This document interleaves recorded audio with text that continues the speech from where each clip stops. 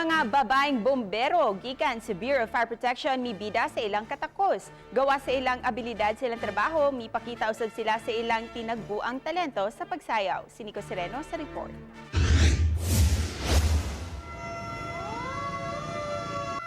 Bida ang mga babaeng firefighters sa kalihukan nga gihimo sa BFP unang gipakita sa gitawag nga mga berang bisdak ang demonstration sa ilang katakos pagresponde sa sunog.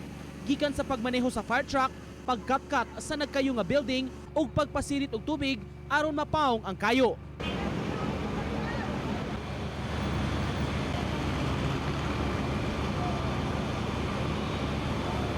Bisan ang pagrapel o pagkanaog gikan sa tore, game sab sila niini.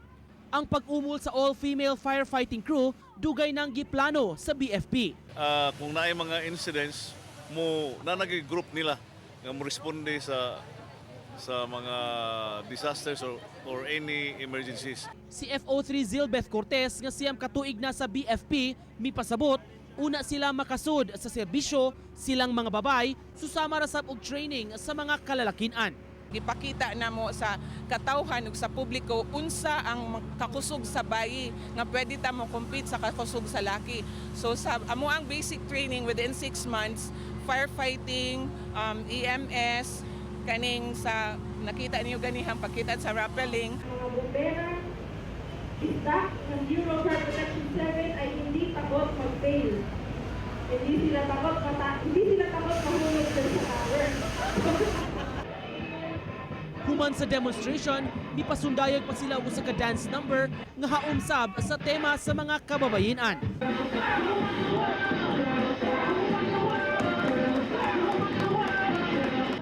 Gawa sa abilidad sa firefighting ug rescue, pwede sab sila nga matawag nga mga dancing firefighters.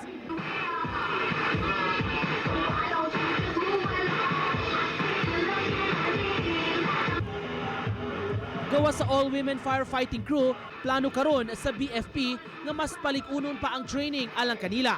Plano sab nila nga mutukod og BFP all-female search and rescue team. Nico Sereno, Balitang Bisdak.